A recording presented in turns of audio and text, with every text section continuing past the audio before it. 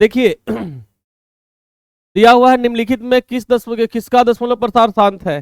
ठीक तो शांत और अशांत के लिए पिछला वीडियो में भी हम कॉन्सेप्ट बताए थे ना कि दशमलव प्रसार दो प्रकार है, शांत और क्या अशांत। तो बोले थे शांत जो दशमलव के बाद पूरा पूरा कट जाता है उसको क्या कहते हैं शांत, और जो दशमलव के बाद पूरा पूरा नहीं कटता उसको क्या कहते हैं अशांत कहते हैं। ठीक, बोले थे पी बाई क्यू के फैक्टर में जब कोई लिखा हुआ रहेगा पी बाई क्यू के रूप में, और क्यू के गुणनखंड को देखना है। किसको देखना है? क्यू के गुणनखंड को देखोगे और क्यू के फैक्टर में 2 और 5 का फैक्टर आ सकता है। 2 और 5 का मतलब समझ में आता है? 2 भी रहेगा तब भी दिक्कत नहीं है, और 5 भी रहेगा तब भी शांत है, और दोनों रहेगा तब भी शांत है। ठीक अब देखो पहला नंबर दिया हुआ है आपका, पहला नंबर दिया है 39/343 दिया है ना 39 को 3 गुना 13 लिख सकते हैं ना, और 43 को लिख सकते हैं 3 गुना 3 गुना 3 गुना कितना 3 गुना 3, मल्टीप्लाई करो तो आ जाएगा 343। एक वो 3 से वो 3 कट जाएगा ना जी 243 है, एक वो 3 से वो 3 कट जाएगा ना, तो आपका कितना आ जाएगा 13/3 का पावर 4। फैक्टर में रहना चाहिए था 2 और कितना 5। शांत होगा कि अशांत? अशांत हो जाएगा, तो ये बोला तो अशांत हो गया, तो ये होगा नहीं। अब देखो ये तो अगला दिया है 7 कितना 17, 17 का फैक्टर निकालेंगे भी तो 17 ही होगा। ठीक, तो ये 17 है, तो यहाँ रहना चाहिए 2 और 5, ये भी क्या हो जाएगा आपका अशांत, शांत होगा नहीं। अगला देखिए दिया हुआ है 4 कितना 23 दिया है, 4 कितना दिया है, तो 23 का ये फैक्टर निकलेगा, तो 23 गुना 1, तो इसमें भी 2 और 5 नहीं है, तो ये भी क्या हो जाएगा अशांत हो जाएगा। अब देखो अगला दिया है 13/600 कितना 25, तो इसको लिखेंगे 13/5 गुना 5 गुना 5 गुना कितना तो 13 कितना हो जाएगा 5 का पावर 4। अब इसमें बताइए 5 का फैक्टर हो गया तो शांत हो जाएगा नहीं, क्या हो जाएगा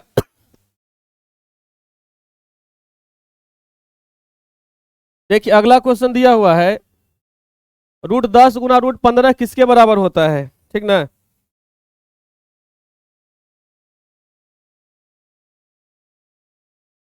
√m प्लस √n का एक फॉर्मूला होता है। आप इसको मत सोचिएगा √m प्लस n को हम लोग लिख सकते हैं √m प्लस n, ऐसे लिखिएगा तो क्या हो जाएगा आपका गलत हो जाएगा। ठीक अगर इसी तरह से दिया हुआ है √m माइनस √n, इसको भी आप नहीं लिख सकते हैं √m माइनस n, मगर गुना के लिए ये चीज अप्लाई हो सकता है। अगर √m गुना √n लिखा हुआ है तो इसको आप लिख सकते हैं √m गुना n। अगर भागा भी लिखा हुआ है इंडिविजुअल √m बटा √n, तो इसको भी लिख सकते हैं √m बटा कितना लिखा हुआ क्या है आपका सही है। ठीक देखो यहाँ पे दिया हुआ है √10 गुना √अंडर कितना दिया है बाबू 15, तो वही वाला अप्लाई हो जाएगा तीसरा नंबर वाला, तो √अंडर कितना हो जाएगा आपका 150। फैक्टर निकालेंगे तो 2 गुना 3 गुना 5 गुना कितना हो जाएगा 5। फैक्टर निकालने के बाद बोले थे कि रूट के अंदर जब 2 गो रहता है तो बाहर में के गो एगो, तो 5 गुना 2 गुना 3 हो जाएगा रूट के अंदर, तब 5 रूट कितना हो जाएगा ऑप्शन में मिल रहा है ऑप्शन नंबर कितना ठीक। देखिए अगला दिया हुआ है 6x और 4y तथा 12xy का HCF क्या होगा। ठीक ना, दिया है आपका 6x गुना 4y और दूसरा क्या दिया है टर्म 12xy। ठीक, HCF निकालना होगा, क्या निकालना होगा HCF। ठीक, तो HCF निकालने के लिए क्या करना पड़ता है आपको फैक्टर निकालना पड़ता है। क्या करना पड़ता है फैक्टर, तो इसका फैक्टर निकालिएगा आप तो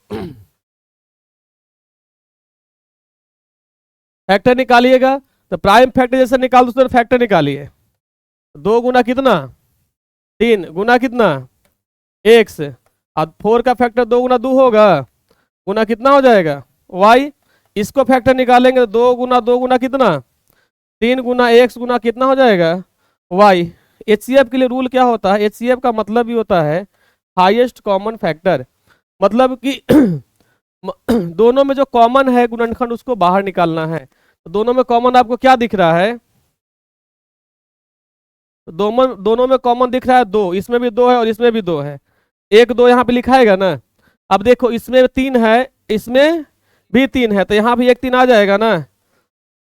इसमें भी 2 है, इसमें भी 2 है, 1 2 यहाँ पे भी आएगा, इसमें भी x है और इसमें भी x है, 1 x यहाँ पे आएगा, इसमें y है इसमें भी y है, तो यहाँ भी एक y आएगा, मल्टीप्लाई करें तो कितना हो जाएगा 12x और y, 12x और y ऑप्शन में नहीं मिल रहा, तो एक ऑप्शन गलत है, तो इसको लिख लीजिएगा 12x और y। ठीक, आगे देखिए दिया हुआ है दिया हुआ है सबसे छोटी पूर्ण संख्या जो 16 20 24 से पूर्णतः भाज्य हो, 16 20 24 से पूर्णतः भाज्य हो। तो जहां दो चीजें इससे रिलेटेड क्वेश्चन दे सकता है कि वह बड़ी से बड़ी संख्या ज्ञात करें जो 16 20 और 24 को पूर्णतः विभाजित करता है, ऐसा भी क्वेश्चन यहाँ पे दे सकता है। पर यहाँ पे दे रहा है संख्या ज्ञात करना है जो 16 20 24 से भाज्य हो, तो उस कंडीशन में आपको एलसीएम निकालना होगा। एलसीएम के लिए बताए भी थे, एलसीएम का डिफिनेशन कि 2 और 2 से अधिक संख्याओं का एलसीएम मतलब लघुत्तम समापवर्तक वह संख्या होता है जो दी गई संख्याओं से पूर्णतः क्या होता है, विभाजित होता है। ठीक, तो पहले 16 20 और 24 का क्या निकालना पड़ेगा एलसीएम, कितना से भाग लगेगा 8 से, 10 से, कितना से 12 से, फिर 4 से, 5 से और कितना से 6 से, फिर लगेगा भाग 2 से, 5 और कितना 3, अब तो नहीं लगेगा, 2 गुना 2 4 दूना 8 दूना 16 85, तो कितना हो जाएगा 200 240। अब देखिए आपसे बोल रहा है, अब इसमें जो इसमें फैक्टर वाला बोल रहा है, ये भी अभी देखो इसमें पूर्ण वर्ग संख्या कौन कौन है। ठीक, इसमें पूर्ण वर्ग संख्या है कौन, 3600 एक संख्या जो पूर्ण वर्ग है, 3600 भी क्या है आपका पूर्ण वर्ग है, क्योंकि 3660 का स्क्वायर है, 3600 किसका स्क्वायर है 60 का, 1200 पूर्ण वर्ग संख्या है ही नहीं, 2400 भी पूर्ण वर्ग संख्या नहीं है, 1600 पूर्ण वर्ग संख्या है, 40 का स्क्वायर है 1600, पूर्ण वर्ग मतलब पूरा वर्ग किसी संख्या का। ठीक, ये 40 का स्क्वायर है, तो 40 अब देखो कि इसमें 1600 या तो हो जाए या तो 3600 आंसर होगा। अब दोनों में से जो संख्या 240 से विभाजित होगा, जो संख्या 240 से विभाजित होगा वही आपका आंसर होगा। तो 240 से पहले डिवाइड कर लें किससे, 1600 भाग देंगे, 1600 भाग लगेगा कितना बार में 5 बार में लगेगा है ना, 6 बार में लग जाएगा, 6 बार में लगा लो, 0 24 14 1400 कितना हो जाएगा 40, पूरा पर नहीं ना कट रहा है, तो पूरा पर नहीं कट रहा है इसका मतलब कि आपका 3600 होगा, वो पूरा पूरा कट जाएगा, ऑप्शन नंबर कितना हो जाएगा ए होगा। ठीक, अब देखिए दिया निम्नलिखित में किस भिन्न का दशमलव प्रसार शांत है, फिर वही आपको पूछ रहा है। ठीक, अब देखिए 11/700, 11/700, तो पहला दिया हो तो 11 तो अभाज्य संख्या है, 700 का फैक्टर निकालना है। ठीक, तो 700 को क्या लिखेंगे आप 11/7 गुना 2 गुना 2 गुना 5 गुना कितना 5। ठीक, अब देखिए यहाँ पे फैक्टर क्या क्या दिख रहा है आपको, 11/7 का पावर 1 गुना 2 का पावर 2 और 5 का पावर 2, यहाँ पे 7 एक्स्ट्रा है, खाली 2 और 5 रहता तो शांत होता ना। ठीक, इसमें देखिए 91/2100, 91/2100, 91/2100, 91 को लिखेंगे हम लोग क्या 7 गुना 13, 7 गुना 13, यहाँ 2100 का फैक्टर निकालेंगे, 2100 को भाग देंगे कितना से 3 से, 3 7 कितना हो जाएगा 21, तो 700 से भाग लग ना जाएगा जी। आप फिर 700 का फैक्टर वहां निकाल चुके हैं, आप निकाले हैं ना। ठीक, तो यहाँ पे कितना हो जाएगा आपका 3 गुना 7 का पावर 1 गुना 2 का पावर 2 और 5 का पावर 3 कटेगा, 7 तो 7 से कटेगा, मगर फिर भी 3 एक्स्ट्रा है ना यहाँ पे, तो शांत होगा कि अशांत, अशांत हो जाएगा ये भी। ठीक, ठीक, अब देखिए 343 दिया, क्या दिया है 343/2 का पावर 3, 5 का पावर 3 और 7 का पावर 3। 343 को फैक्टर निकालेंगे तो 7 गुना कितना बटा 2 का पावर 3 और 5 का पावर, और 7 का पावर 7 वाला कट जाएगा तो शांत होगा कि अशांत हो जाएगा? ये तो शांत न हो जाएगा, तो इससे तो कोई मतलब नहीं रहा। अब तो ऑप्शन नंबर कितना हो जाएगा? सी। चलिए अगला देखिए, दिया हुआ है संख्या रेखा पर प्रत्येक बिंदु क्या प्रदर्शित करता है? संख्या रेखा पर प्रत्येक बिंदु क्या प्रदर्शित करता है? ठीक, परिमेय संख्या, दूसरा दिया है अपरिमेय संख्या, एक प्राकृतिक संख्या, उसके बाद क्या दिया है? वास्तविक संख्या। ठीक, आप संख्या रेखा बनाते इस टाइप से बनाते हैं। ठीक, एक होता है 0, इधर जितना भी होगा प्लस में, इधर जितना होगा किधर में? माइनस में। तो संख्या रेखा पर प्राकृतिक वास्तविक संख्या जब बोलेंगे हम लोग, तब परिमेय संख्या भी वास्तविक संख्या है। ठीक, अपरिमेय संख्या भी वास्तविक संख्या है, प्राकृतिक संख्या भी वास्तविक संख्या है, और एक वास्तविक संख्या भी क्या है आपका? वास्तविक संख्या है। जब वास्तविक संख्या बोल देंगे तो सारा तो इसके अंदर इंक्लूड हो जाएगा। तो संख्या रेखा पर हम लोग किसको सूचित करते हैं? वास्तविक संख्या। किसको? वास्तविक संख्या को। बोला है यदि n एक प्राकृतिक संख्या है, n एक प्राकृतिक संख्या है तो रूट n क्या है? ठीक, याद नहीं करना है। n प्राकृतिक संख्या, हम आप लोग कोई बोला भी आप लोग में से परिमेय की अपरिमेय, तो कोई बोला अपरिमेय, हम एग्जाम्पल देते आप हमको बताइएगा। √2 आप लोग बोलिए है क्या? सर ये अपरिमेय है सर, बोलिएगा ना। ये क्या है? अपरिमेय। हम आपको फिर एग्जाम्पल दे रहे हैं √4, आप बताइए क्या है? यही सिलसिला हर एक नंबर के लिए अप्लाई होगा। तो हम कह सकते परिमेय भी नहीं होगा डायरेक्ट, अपरिमेय भी नहीं होगा। ऑप्शन सी दिया है, कभी परिमेय संख्या और कभी अपरिमेय संख्या। ऑप्शन नंबर कितना हो जाएगा आपका? सी हो जाएगा। देखो ऐसे भी जो क्वेश्चन में आपको नॉन ऑफ दीज, मतलब इनमें से कोई नहीं, और दोनों का ऑप्शन होता है, जैसे कभी कभी होगा ऑप्शन ए और बी दे दिया हो रहेगा, ऑप्शन सी में देगा बोथ, मतलब कि ए और बी दोनों, तो आप वहां पे 50% चांस बन जाता है कि ऑप्शन सी ही हो सकता है आंसर, क्योंकि वैसा स्पेसिफिक क्वेश्चन में ही दिया जाता है। ऑप्शन एग्जाम में जब जाइएगा ना, तो ऑप्शन सी जब दोनों का ऑप्शन जहां पे आएगा तो आप ध्यान से जरूर उसको देखिएगा, क्योंकि हो सकता है कि वही आंसर होगा उसमें। ठीक अगला दिया है आपको, निम्नलिखित में से कौन सा कथन सही है? ठीक, देखो पिछला वीडियो जरूर आप लोग देख लीजिए, उसमें ये चीज बताए हैं, हम सारा चीज पॉइंट टू पॉइंट बताए हैं। पहला दिया है 2 अपरिमेय संख्याओं गुणनफल हमेशा अपरिमेय होता है, जरूरी नहीं है। 2 अपरिमेय संख्याओं का गुणनफल हमेशा अपरिमेय होता है, जरूरी है ऐसा? नहीं ना जरूरी है। √2 गुना कितना कर लेंगे आप? √2 गुना √2, तब बताए कितना हो जाएगा? √4, तो क्या हो जाएगा आपका? तो ये तो परिमेय हो जाएगा। अब देखो अगला दिया है एक परिमेय और एक परिमेय व अपरिमेय, एक परिमेय व अपरिमेय संख्या गुणनफल हमेशा अपरिमेय होता है। ये तो बात सही है। एक परिमेय रहा, दूसरा क्या रहेगा? एक अपरिमेय, तो हमेशा क्या हो जाएगा? अपरिमेय। तो ये तो सही हो गया। बोला 2 परिमेय संख्याओं का जोड़ कभी भी अपरिमेय नहीं हो सकता। 2 परिमेय संख्याओं का जोड़ कभी भी अपरिमेय नहीं हो सकता। हो सकता है कि नहीं हो सकता है? हो सकता है। जैसे परिमेय संख्या किसको बोलते हैं? P/Q के फॉर्म में जो लिखा हो उसको ना बोलते हैं। और परिमेय संख्या किसको बोलते हैं? जिसका दशमलव प्रसार शांत होगा। मगर यहाँ पे दिया है 2 परिमेय संख्याओं का जोड़ कभी भी अपरिमेय संख्या नहीं हो सकता है। तो जब परिमेय संख्या को परिमेय संख्या जोड़ेंगे तो परिमेय संख्या नहीं होगा। तो ऑप्शन ई भी सही है आपका, ठीक ना। उसके बाद दिया है एक पूर्णांक तथा एक अपरिमेय संख्या का जोड़ कभी भी पूर्णांक नहीं हो सकता है। एक पूर्णांक तथा एक अपरिमेय संख्या का जोड़ कभी भी अपरिमेय संख्या कभी पूर्णांक नहीं हो सकता है। तो ये तो नहीं होगा, क्योंकि देखिए अपरिमेय संख्या जो है वो कभी पूर्णांक नहीं होता है। अपरिमेय संख्या कभी पूरा अंक नहीं होता है, क्योंकि हम बताएं कि अपरिमेय संख्या उस संख्या को बोलते हैं जिसका दशमलव प्रसार क्या रहेगा?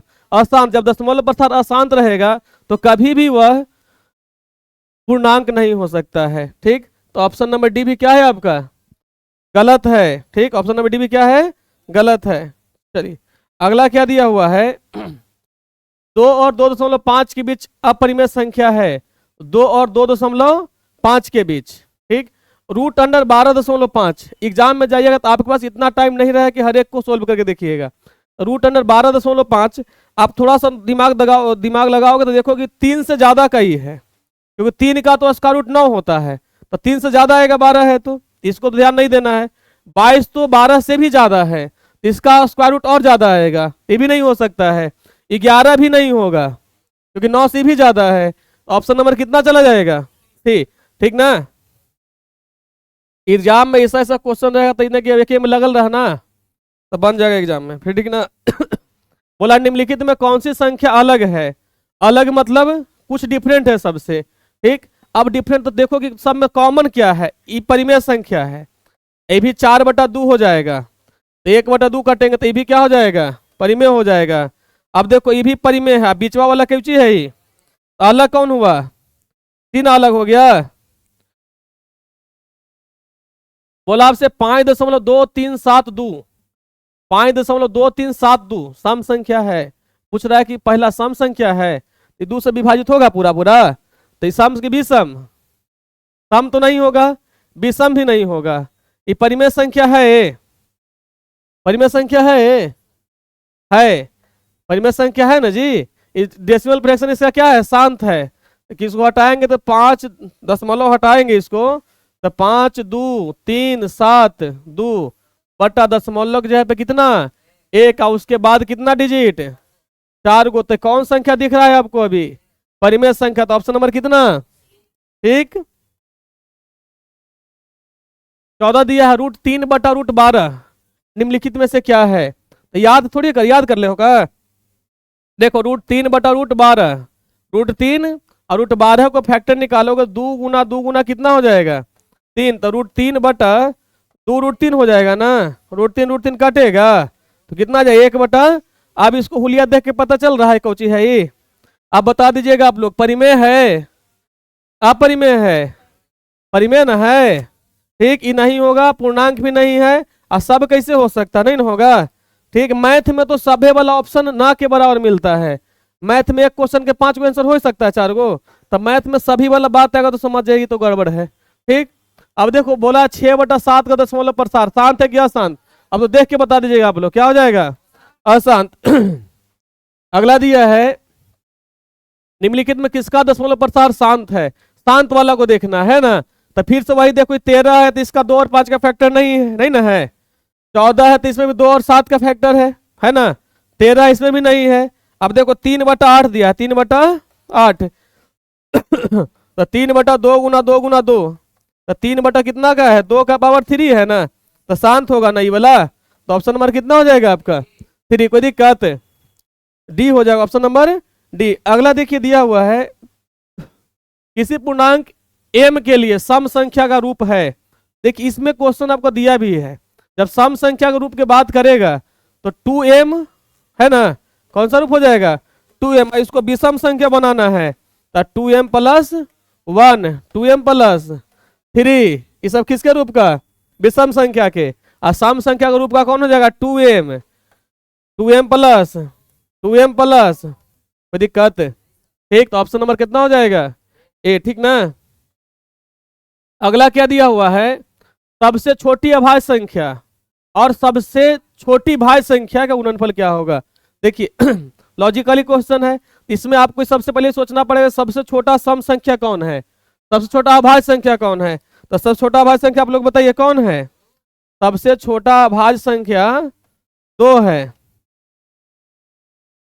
अभाज्य संख्या इक्वल टू कितना? 2। और सबसे छोटा भाज्य संख्या कौन है? भाज्य संख्या इक्वल टू 4। तो गुणनफल, गुणनफल मतलब गुना, तो 2 गुना 4 = 8, कोई दिक्कत?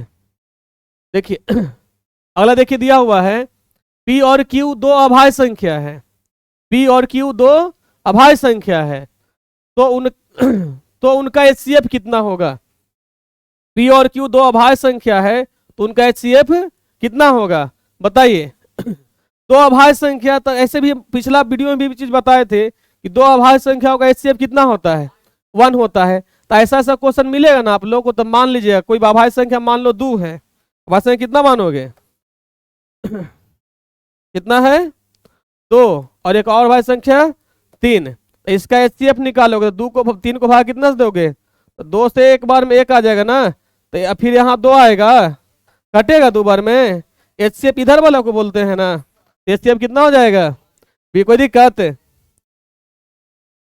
दिया 2 संख्याएं a और 18 का LCM 36, दो संख्या दिया है, एक दिया है ए, दूसरा क्या दिया है 18, उसका एलसीएम 36 तथा एचसीएफ 2 है, तो ए का मान क्या होगा, है ना बाबू। दो गो संख्या दिया है, तो पहली संख्या दिया है वो आपको कितना दिया है, पहली संख्या बराबर ए दिया है, और मान लो कि दूसरी संख्या दिया है आपको कितना 18, ठीक। एलसीएम कितना दिया है, एलसीएम दिया है 36, और एचसीएफ कितना दिया है 2 दिया है। पिछला दिन बताए थे, फॉर्मूला बताए थे ना पिछला वीडियो में, एलसीएम गुना एचसीएफ बराबर ए गुना, मतलब पहली संख्या गुना दूसरी संख्या। एलसीएम कितना दिया है 36, एचसीएफ कितना दिया है 2, बराबर ए का वैल्यू नहीं दिया है, बी का वैल्यू दिया है 18, ही कटेगा 2 से, ठीक ना। तो ए बराबर कितना 4, ए बराबर 4, कोई दिक्कत, ठीक। क्या चला मधुआइल का है, अरे देखो दिया है 15 और 20 के एलसीएम और एचसीएफ का अनुपात क्या होगा, ठीक। 15 और 20 के एलसीएम और एचसीएफ का अनुपात क्या होगा, ठीक ना। तो पहले एलसीएम निकाल लो, है ना। एलसीएम निकालोगे तो भाग विधि सबसे शॉर्टकट लगता होगा आप लोग को, बचपन से ही ना करते आए हैं, ठीक। बचपन से ही करते हैं भाग विधि से, 3 से नहीं लगेगा हो, 5 से लगेगा।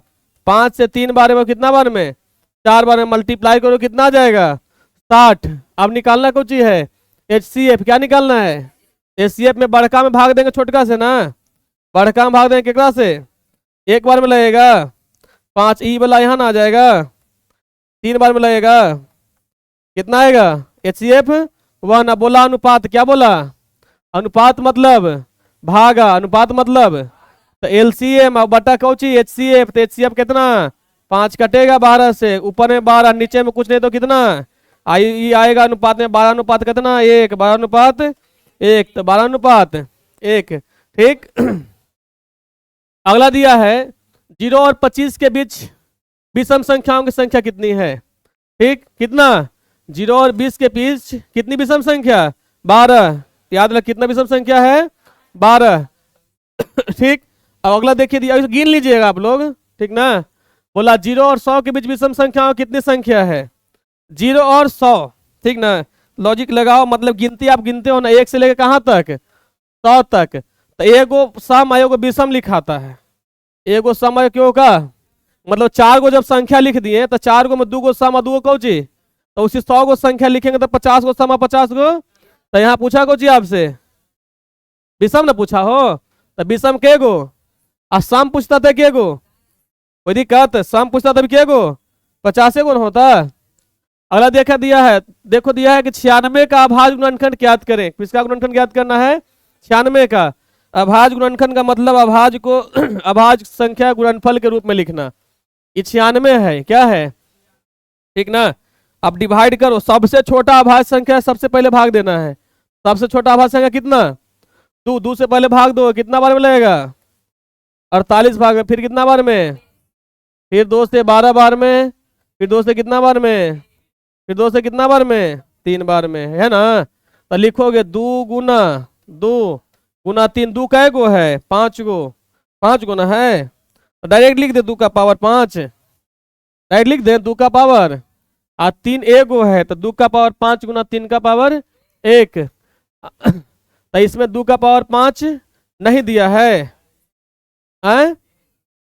ये दिया है, कैसे होगा ये पावर में देखो ये गबड़ाल लिखे में है ना, ये पावर नीचे आ गया है, ये 2 का पावर 5 ऊपर में कर लीजिएगा तो कितना हो जाएगा ऑप्शन नंबर ए हो जाएगा, ठीक।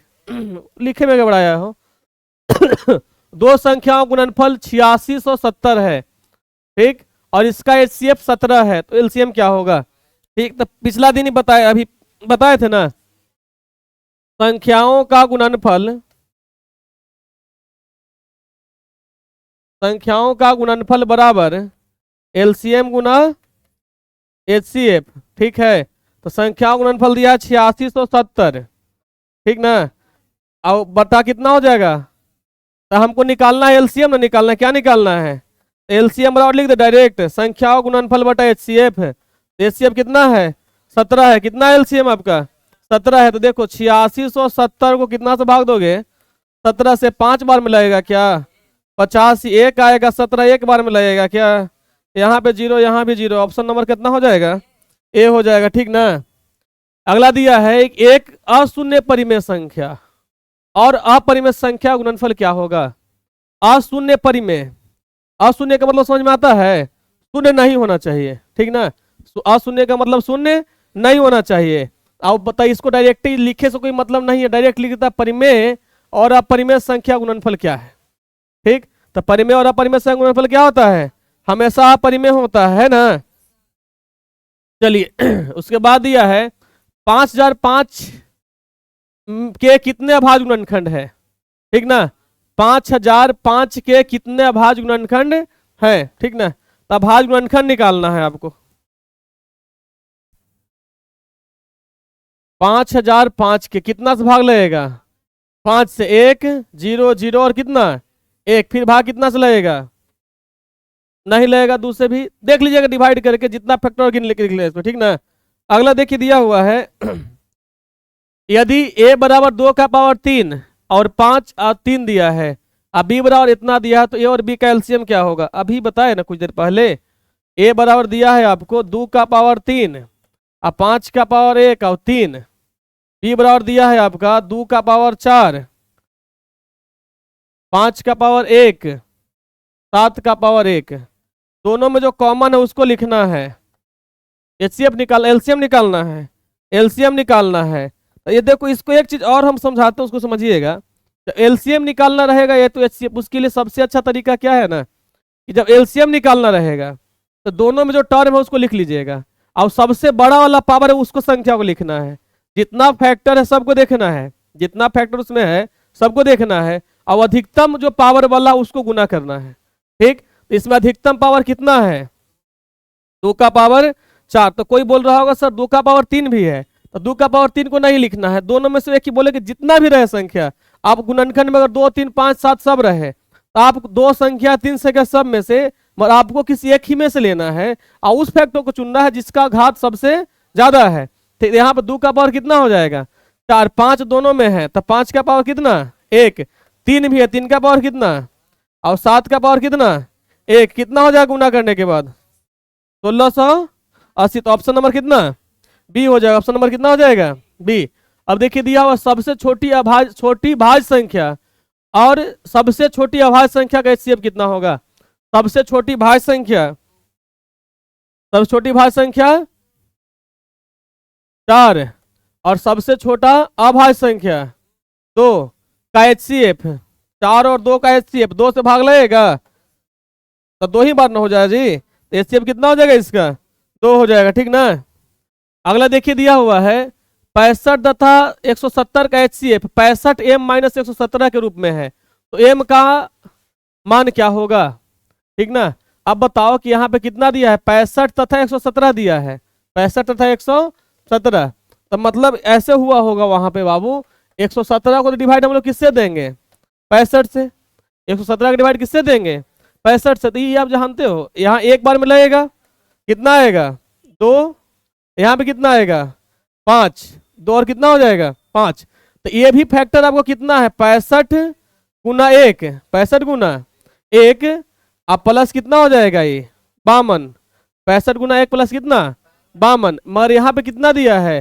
ये क्वेश्चन थोड़ा सा गलत है, ठीक ना। यहाँ पे 117 ना लिख करके प्लस 52 क्यों रहता है? यहाँ पे क्या रहता है आपका? 65 m प्लस 52 रहता ना, तब सही होता, गलत हो गया वहां पे। ऑप्शन नंबर कितना हो जाएगा? m के जगह पे 1 हो जाएगा, m के जगह पे कितना हो जाएगा? 1। तो 65 गुना 1 प्लस कितना हो जाएगा आपका? 52। तो m का वैल्यू कितना? 1। अब देखिए अगला दिया हुआ है निम्नलिखित में से किसका दशमलव प्रसार अशांत है? अशांत वाला पहचानना है इसमें, ठीक। देखो यहाँ पे 23 है, क्या है आपका? 23। अब 50 का फैक्टर देखो ना, 50 का फैक्टर निकल कितना हो जाएगा? 2 गुना 5 गुना 5, 2 और 5 का है, ये शांत न हो जाएगा। ये भी देखो 5 का पावर कितना है? 4 है, ये भी शांत हो जाएगा। तो नहीं ना होगा दोनों। अब देखो ये 3 का पावर है, 3 का पावर कितना हो जाएगा? 5 हो जाएगा। इसका दशमलव प्रसार क्या हो जाएगा? अशांत हो जाएगा। तो आपका ऑप्शन नंबर कितना हो जाएगा? सी, ठीक ना। अब कोई दिक्कत नहीं, इतना कर लोगे ना ऑब्जेक्टिव, तो नंबर सिस्टम का ऑब्जेक्टिव नहीं छूटेगा आपसे, ठीक। और अपने प्रॉक्स एग्जाम में हमको नहीं लगता है कि 8 से 10 क्वेश्चन से कम रहेगा आपको। तो ऑब्जेक्टिव में 8 से 10 क्वेश्चन खाली संख्या, वास्तविक संख्या से रहेगा, कम से कम 8 क्वेश्चन, अधिक से अधिक 10 क्वेश्चन। ठीक, अगला में अगला सेशन जब कराएंगे उसमें टोटल जो इसमें जो लॉन्ग क्वेश्चन इस एक्सरसाइज से पूछता है उसका खाली हम करवा देंगे सोल्यूशन, ठीक ना।